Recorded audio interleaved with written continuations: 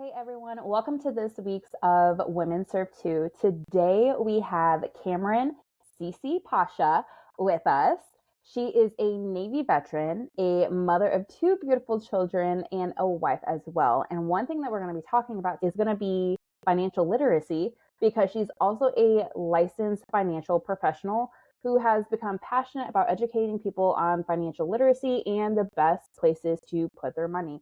So I'm really excited to kind of dive deep into her military experience as well as her financial expertise. So, Cameron, welcome. Welcome. Hi, everyone. I'm so excited to be on this platform with Brittany. We actually connected with each other on Facebook, and I'm just so excited that we're actually able to now be here. I know. I am so excited to talk about everything about your military service as well as financial because like I know there's some things that we're gonna broad stroke everything simply because obviously just like a lot of different topics you need that one-on-one expertise to truly understand what's going to work for you. So we're going to do broad strokes today, but we'll definitely give you the contact information to get with Cameron at the end, so you can have that one-on-one expertise. But let's just start off with your military service. So, what got you in? What did you do? How was it? Tell us everything. So I'm glad that you asked that. So I actually joined the military in 2019, and I didn't have the perspective of where I wanted to be in life. Around that time, I was just getting out of high school as well as my first year in college. I dropped out of college right after the first year. So I didn't really have any direction on where I wanted to go. So the military just seemed like, that I think for a lot of us that second choice, our plan B. So when it comes to that, yeah, I just joined the military one because I realized school was going to be free. At that same time, I actually was planning on going back to school later on. Yeah, so going into the military, I didn't really have any direction, but I really wanted to just kind of want that freedom of exploring the world, traveling, and doing, you know, basically what I wanted to do. Because at the time I was also 18. So I think that's kind of where the mindset is about every 18-year-old, that has that mindset going into the military. So, you joined the Navy. Why the Navy and what did you do?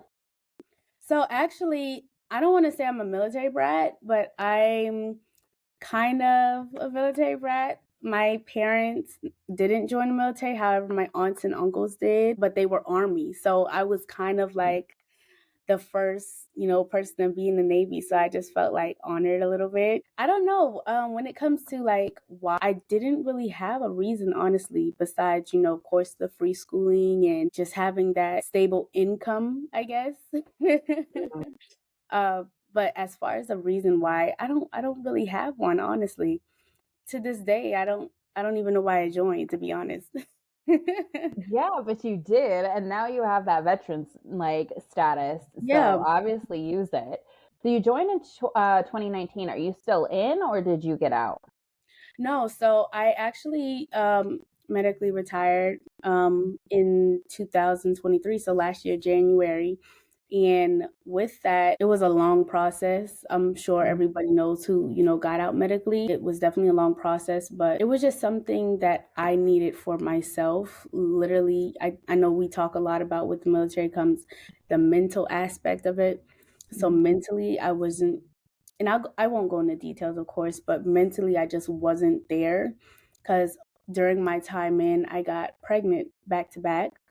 Mm. Yeah, my first year, and I ended up getting pregnant, and then the next year I ended up getting pregnant. So I didn't really get the experience that I wanted just having that. And with the military, it's not really family oriented. So that was just another reason why I felt it was just my time to go. Yeah, having kids back to back is hard. Mhm. Obviously, you were a little bit younger than me when you had your babies.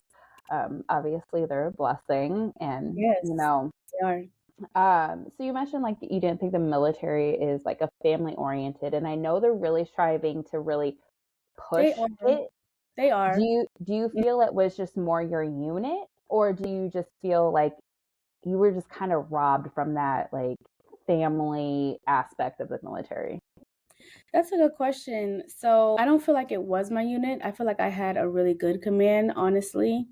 I just feel like it was me personally. I was going through postpartum and then having another baby. The Mhm. postpartum was still there and it kind of just like extended its stay. So I just really feel like it was me personally. And Mm, I really was going through a lot during that time. But as far as being family oriented, yeah, I feel like there were some days where after maternity leave, of course, as soon as I got back on, they just pushed so much on me. I feel like 3 months is a good enough time. However, it's not. So there's just like pros and cons to that. But when it comes to being family oriented, I just feel like you said, they are pushing to be better. However, there's definitely some work that needs to be done mhm. as far as that goes. In your opinion, what would like be an improvement? Well, that's a good question. All these great questions, Brittany. I know, girl. I'm just trying to, give people what they want. When it comes to that, I think one thing that they can really, that I really want to see them implement is, and this might be a stretch, the hours. You know, of course, we're salary. So when it comes to, the military, that just gives them more reason to work you 24/7, long shifts and Mhm, coming home in the mornings and going back in. mhm, So I just feel like that's something I would love to see them implement is more time, like working on the hours of people's schedules and stuff like that. Because for me personally, they kind of eased me back in after my maternity leave. So I didn't work, I worked from 7 to 7, mm. which is Those are long still hours. long hours. But eventually, once it got a little past my maternity leave, I started working more hours than the 7 to 7. I started working as late as 9. So, yeah, I just feel like I would definitely love to see them not overwork us. I feel like we are the most overworked, Mm. and that's just my opinion. Were you a Monday through Friday, or did you have like a Panama schedule? So, when I first got in, I was a culinary specialist, Mhm, but then I got pregnant. So, I was on the ship when I first got in, and with culinary specialists, they're like 5 to 5. When it comes to that, I had a hard time adjusting to mm, the time schedules because, starting off with going 5 to 5 and then going 7 to 7 after my maternity leave, I just didn't adjust well. mhm. Yeah, no, I understand. And then dealing with postpartum too, I think, I mentioned it to someone before, is postpartum isn't talked about enough. Right. And I just feel like it It's is really something that it's not, and it's hard. I dealt with it and I still deal with it. My twins are 14 months now and I'm still like struggling with it. And like it's not easy, and they expect you, to just almost kind of like bounce back. I don't know, and bounce like I and don't yeah. yeah, like, and it's something that needs to be addressed and talked about. So like, and I mentioned this before, but Mhm. you know, um yeah, so my first two kids, it was on base. Like I delivered on base. And then my twins were off base. Yeah. And Mhm. so all three of them though, after I delivered, I didn't really have a follow-up to check on how I was doing. They gave me that baby appointment and then they would give me that sheet and it was like, "Do you have postpartum?" And I'm like, "I am feeling like low all the time." And then they're like, "Okay, well, do you want antidepressants?" And I was like, "Well, something." Like, you know, and the care for the mom, and granted, I wasn't military at the time. I was just mil spouse, so I don't know if it's different for, military women or who are still Yeah. in, Yeah. but I just almost felt like they delivered the baby and then they just did the baby checkups and then just made me fill out a form. And I was That's like, okay, well, I'm struggling. Like, can you, like, I it was hard for me to balance it. Mhm. And 3 months, yeah, it is a lot better than the 6 weeks.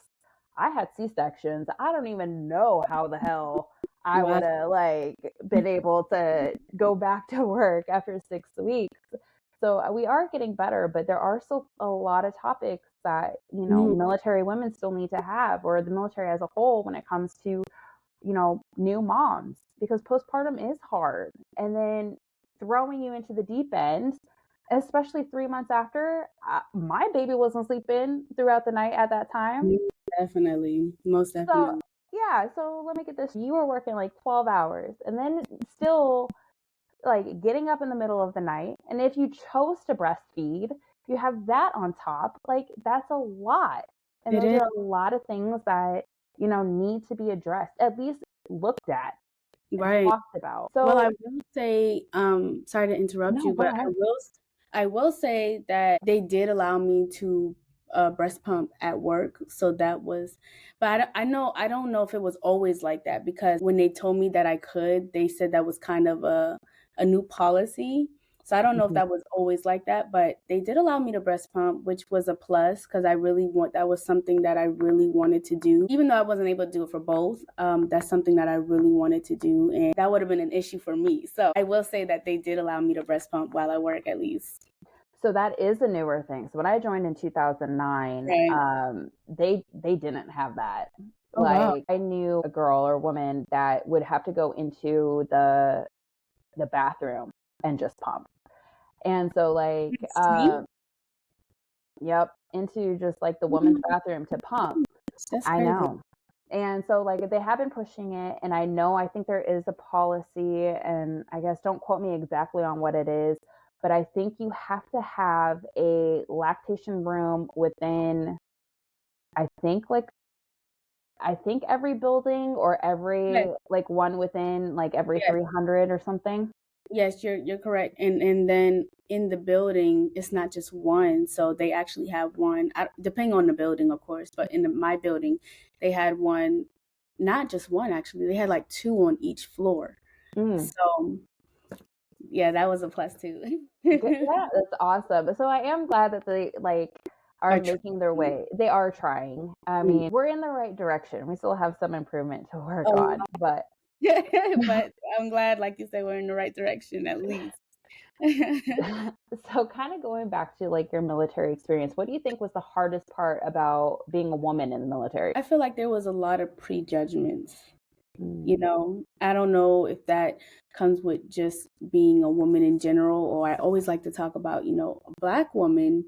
And I don't know if you feel like our experiences are different, but I feel like a lot of us, and I don't want to speak for every Black woman in the military, I do want to, just speak on my personal experience and how I felt. But mhm, as far as, being a woman in general, I do feel like there was, some prejudgments. Like I'll say an example, like when I was before I became pregnant and while I was on the ship, I always had that kind of like can do mindset and can do spirit and just wanting to do it all by myself and still trying to figure out this teamwork thing because I was super independent. mhm, But when it came to lifting stuff and stuff like that, I don't know if it was just me getting offensive or not, but I feel like they would just kind of, some men would just be like, "Oh, let me get that because it's too heavy," or so I don't know if I just took it too offensive or maybe I just felt like they were just saying, "Oh, because I'm a woman, I can't do this." Which mhm, is, I feel like a lot of women feel that way just because, we're in the military and the military going through boot camp, it wants you to have that mental toughness and that, I can do it too, just like you. So, but besides prejudgments, I feel like as well, we go through a lot when it comes to standards. I feel mhm, like we have to present ourselves better, which is, you know, beneficial to us, but I just feel like it's higher standards when mhm. it comes to how we have to present ourselves, how we have to have our hair or lashes or nails. It's a lot. It's a lot. Yes. And I think society as a whole, we still kind of Yeah. like put women on a different beauty standard Yes. than the Yes. men, like if a woman gained a couple pounds, Oh it's my all over. But then, it's not the same when, a male gains a couple pounds. It's right. just the talk is different. Yeah, most definitely. So I'm what do you glad you oh, I'm sorry. no, go I ahead, was just girl. going to say I'm glad you mentioned that because that was actually another point I wanted to touch on is I don't want to speak for all women. I think for this particular what I'm about to give an example of is specifically for women who got pregnant and coming back from postpartum. For me, I once I came back from postpartum, both times actually, they put me on I forgot what you call it in the Navy. The It's kind of like a PT program to Mm, get back to the weight that you need to be in. mhm. But with me, I had diastasis recti. I don't know if you're familiar with that. I think you are, actually. I think you are. I am. I'm very Um, familiar with it. I'm so sorry. I forgot. No. But I had that, and I had a lot of excess skin as well. And I don't think you know, I don't think they take that into account, when it comes to trying to get back into the shape that they want us in and the BMI.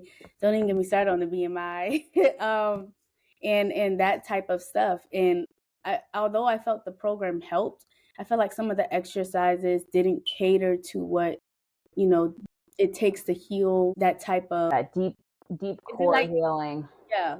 Yeah, I don't know what to like if there's specifically to I don't know what to specifically call it, but I just felt like the exercises didn't really cater to what I had. So, and when I expressed it, they just shrugged it off like you got to do it. You got to do it. You got to get back into shape. So, it was like up and down for me. Like I'm glad they were pushing me, but I want you to understand this is what I have and your exercises are not catering to heal, like you said, that deep core muscle.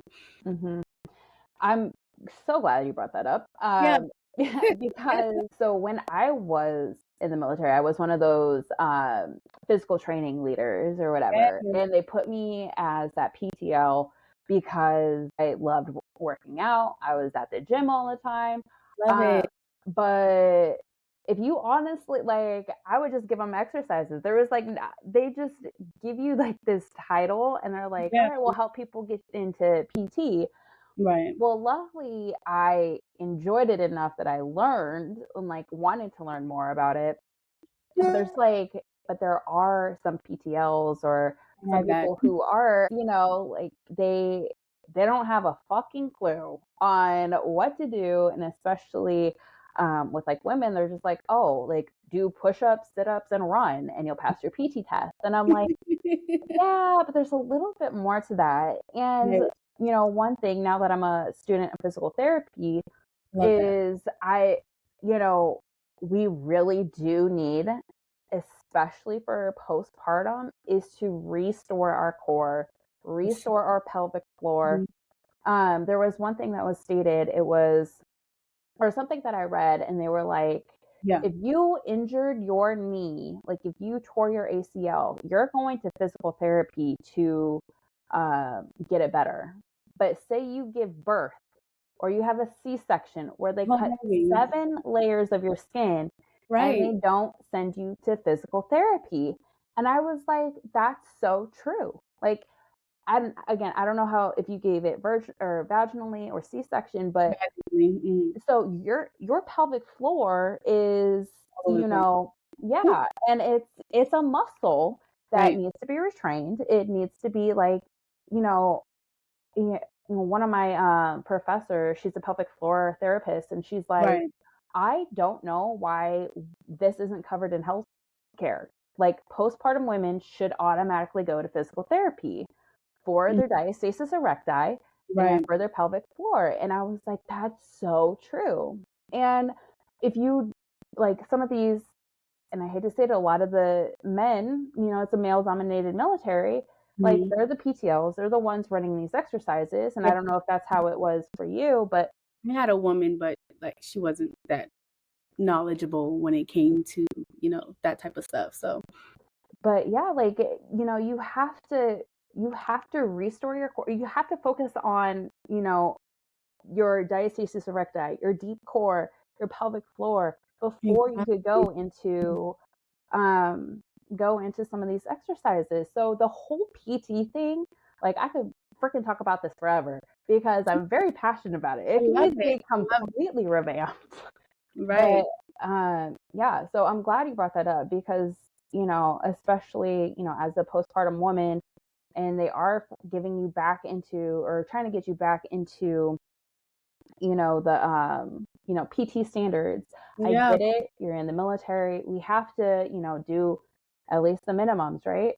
But we also have to realize what the body went through.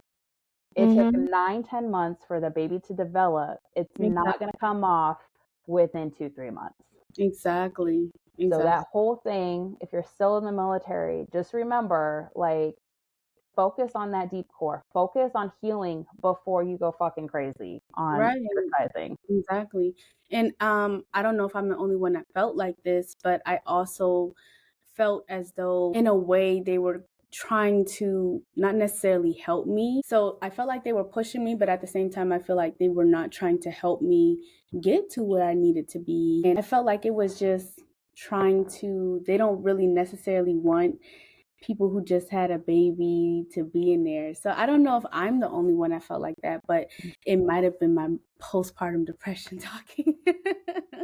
You never, honestly, and that's the one thing that I want, people to take away from this podcast is, if you are feeling something, or if you are dealing with something, other people are dealing with it too. Right. So I hope, if someone felt that same way, they could reach out to you. So I know you said you were medically discharged, Yes. and then you became a financial professional. So tell us a little bit about that journey. So it's still a journey, honestly, being that I'm an independent agent and non captive, which is essentially I'm working with um, over 91 different companies, top A-rate companies at that. I'm able to make my own schedule, just essentially be my own business owner. And along with that, well, let me start how I Mhm. became into the business. So I actually connected with a fellow veteran who was also in the financial industry. And she was just telling me about it. And I was, kind of like on the fence about it because I was still in the military. I was going through all of this stuff, postpartum, depression, stuff like that mentally, and I was unsure if I would be able to handle it. But once, I started to really see the bigger picture and understand what the financial industry is doing, which is helping so many people, families change their lives financially and, become financially literate as well as on their way to financial freedom, which I'm sure we all want. Mhm. um, I really just took that to heart and really have enjoyed, being able to do what I, as far as, where I started, I was part-time first. And then I gradually, as soon as I got discharged, I went full-time. Nice. That's Yeah. awesome.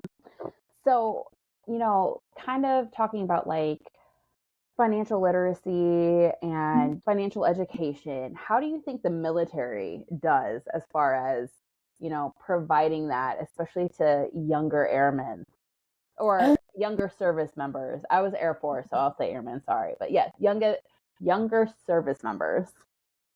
I honestly feel like it really depends on the command they're in. Because I know some commands, they try to do their best to help their sailors or those who are in other military army or stuff. I don't know what they call it, but the CFS, I think that's what they call it in the Navy.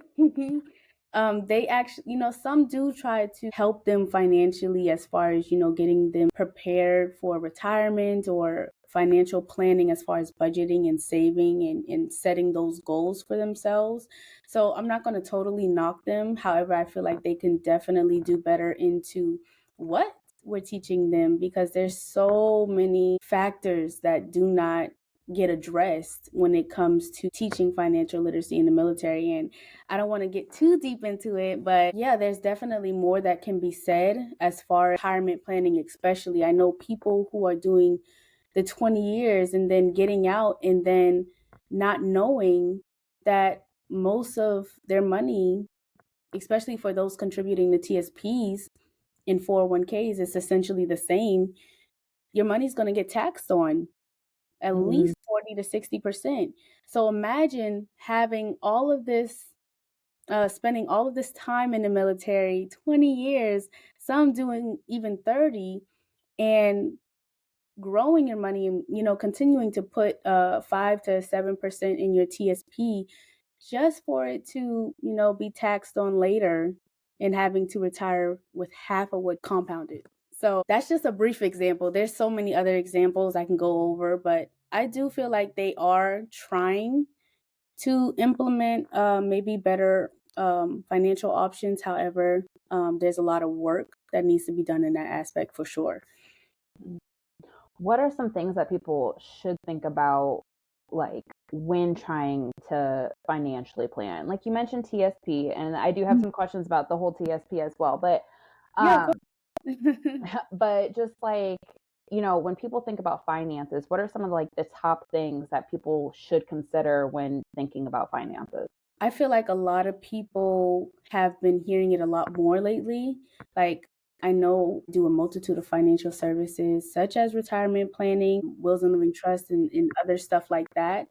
But I do want to mentioned that utilizing life insurance while living is so, there's just no words that describes how much this could benefit so many families, and it has been for years, such as, the Rockefellers. That's how they've been able to start generational wealth.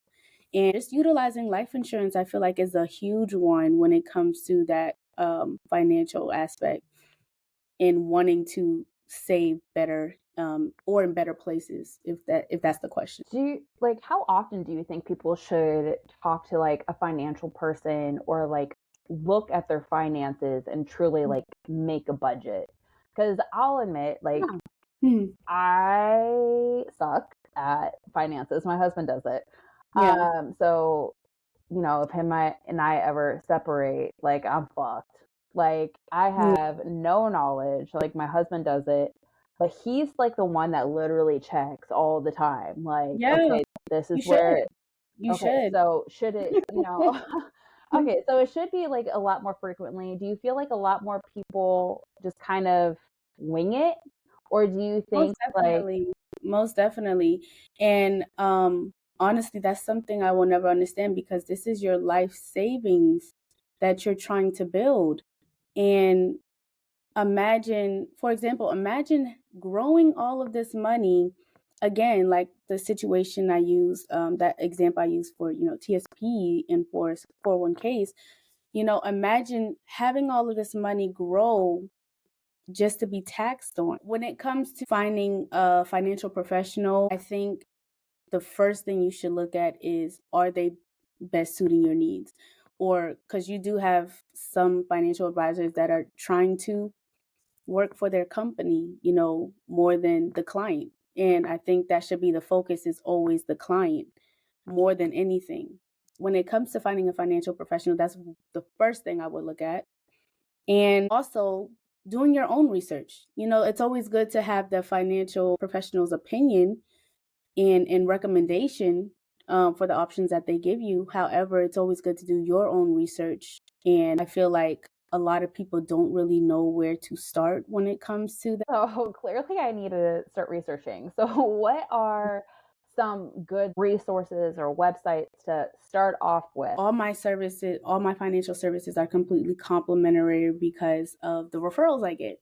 So I don't need to charge my clients because they love what I do. They love the value that I bring to them. So of course they refer me. So that's just an example.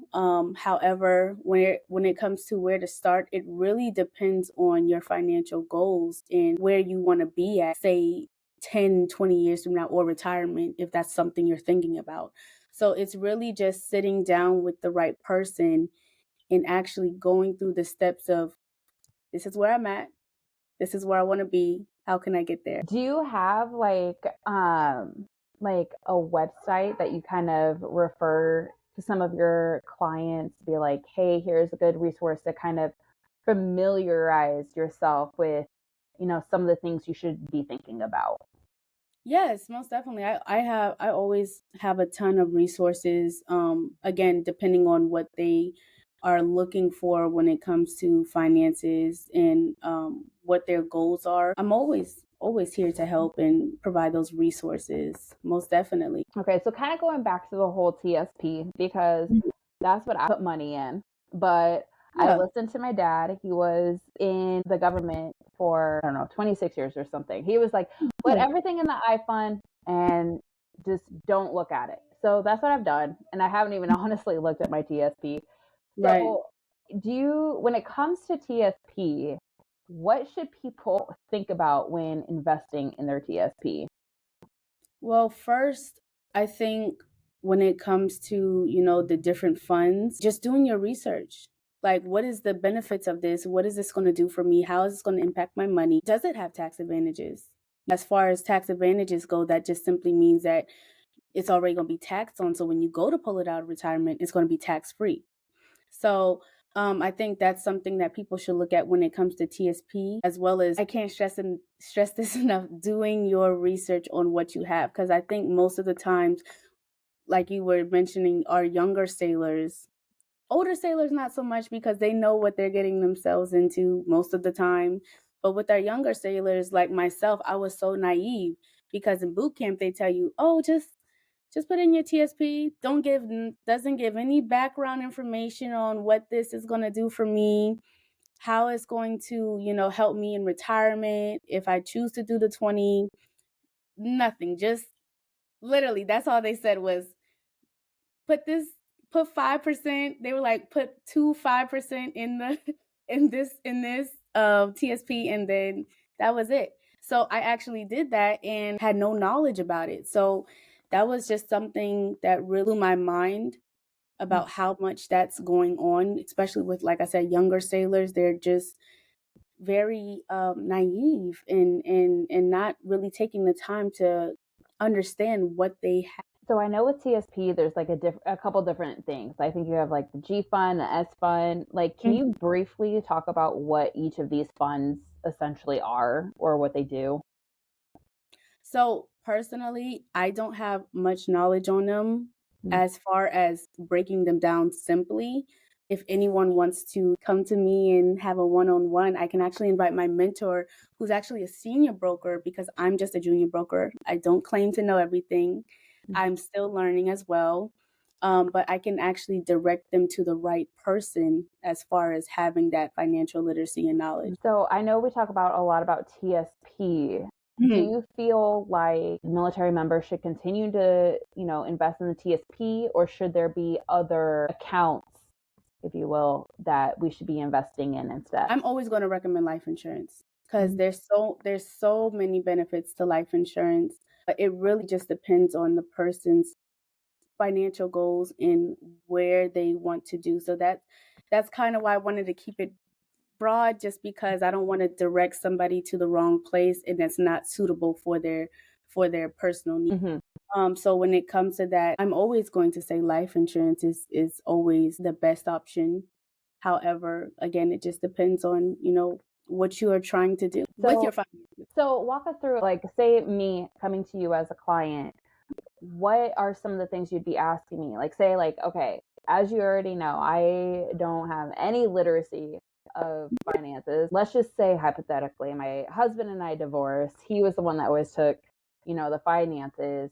What would kind of like that consultation look like between me and you? So first I would, of course, go over who we are and what we do. And then it would kind of lead to that financial education that I teach people. And then from there, it would just go to that complementary financial needs analysis that we offer people.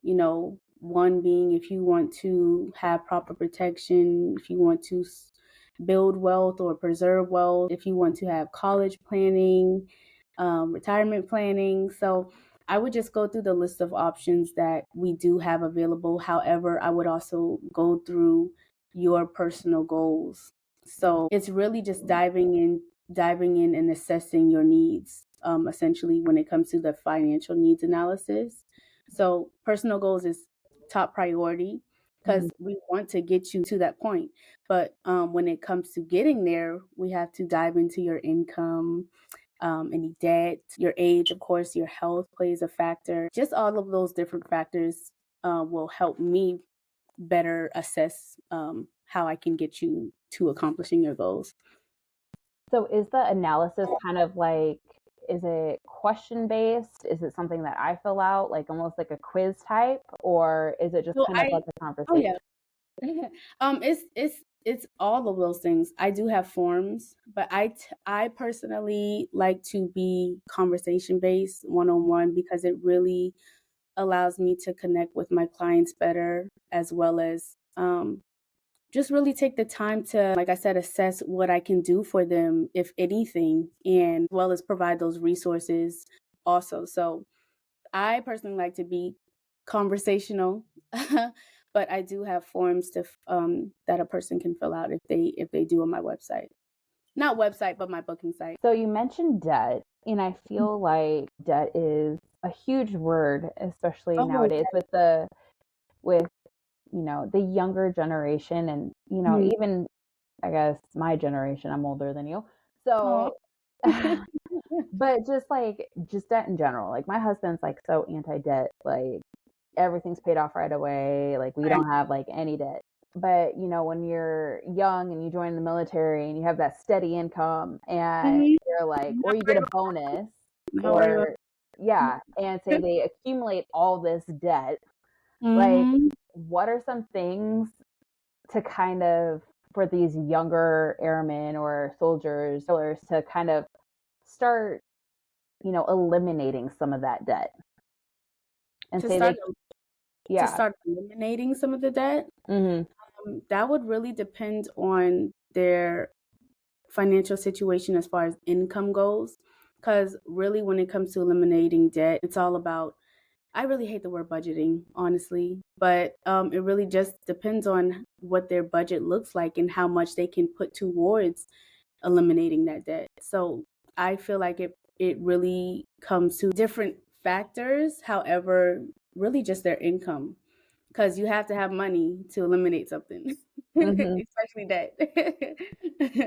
I know you hate the word budgeting, but like say like how much do you feel like a normal average person should be contributing? Like how much percentage of their income should they be contributing to eliminating debt or getting rid of debt? Just an Elaborate. average. Yeah, elaborate on that more. So what is your definition of average? Um, well, I guess like what's the average person like of your clients? Hmm. Like, or because we're all salary, we all know what each other make from E1 to E9 and then O1 to Yeah. O Yeah. whatever. So say uh like an NCO, so they're making what, like 70,000 a year, and say they have. Okay. So, so when it comes to the average, I instantly think of middle America, which is like 95% of the world in general. And 95% of the world is not making more than 100,000 a year. So I think that's kind of where you were going with as far as average. I would say I was thinking more average of Americans and not Okay. necessarily world, since we're Um tailoring to like. yeah, yeah, I meant the like in the US. Oh, okay. Sorry. So yeah, for average, I would say not many people are making no more than 100,000 a year. But if we're thinking lower, like no more than 70,000 a year, 75, then it would really just depend on their debt as well. So like, would you be able to give me an example of how that plays out? Well, say I just got this huge bonus, Yeah. or I just deployed and I just spent all of it on a brand new car, which tends to be, a Yeah. very common thing. And then Yeah. especially opening a credit card with like 22% interest. Or when they Mhm. even buy the car, I know service members will get roped into like a very, very high interest rate.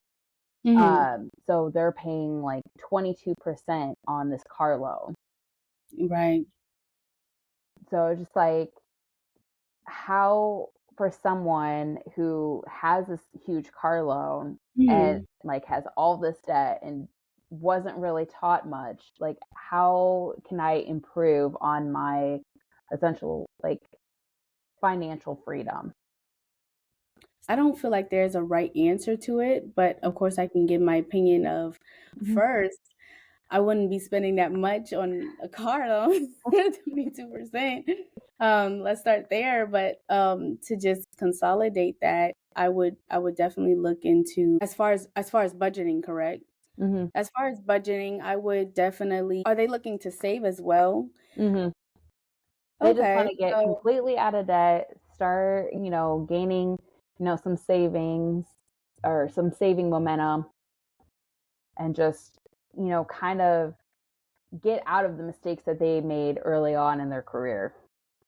So if we're talking about average, then I would honestly suggest the 60-40-20. So 60% is going to bills and whatever they have, 40% is going to savings, and 20% is going to debt. So they could always utilize that rule, but there's of course different ways. It just really depends on that person and what they can do for themselves. But when it comes to budgeting, I try to do it myself. I don't personally have any debt right now, but when it comes to helping other people, I think it really just depends on what they can handle while still being able to pay their bills and be comfortable putting money into savings. Because savings is important, Mhm. especially building an emergency fund just in case unexpected expenses happen. Is there like a certain amount that people should try to achieve for an emergency fund? Or is that just kind of Again, with a certain amount, it really just depends on the person, but you should try to achieve. So, what you would do is just add all your bills together, of course. And what you would want to do is times that by 3 to 6 months. I think that's a good littleness to have Mhm. at least to start, but really, in my opinion, it should be for a year. So, you want to have at least, and that's not just, putting a lump sum up because Mhm. nobody really has that nowadays. That's building your emergency fund. So, but I would say, having at least 3 to 6 months of, what your all your bills come to, if that makes sense. Oh my God, girl. At first, I thought you said 36 months. I was like, No, well, I, no, that's not even an emergency fund. That should be your life savings. I was like, oh, wow, I'm really far behind. Oh no, I think 3 to 6 months is a Okay. good place to start. However, like I said, in my opinion, I like to be really secure. So building up to at least a year of what all my Mhm. bills would come to, I think that's a better place to start. So Mhm. I hope that makes sense. Yeah, no, I think that's, really great advice is, we do hear about emergency funds. 2020 happened. A Hmm. lot of people got laid off. Like Right. having that little nest egg, granted, that was almost like a year. And Yeah. like you said, we should try to get, a year's worth of that Mhm. emergency fund. But like you said, starting off with that 3 to 6, not Yeah. 36, Yeah. um, 3 to 6 months, it'll help kind of give that cushion. So I think Yeah. that's really good advice. Yeah. At least to pay your bills. That should be your main concern when something unfortunate happens, is because one thing we don't like in this business is GoFundMe's, and I just hate seeing that. We're trying to defund GoFundMe's.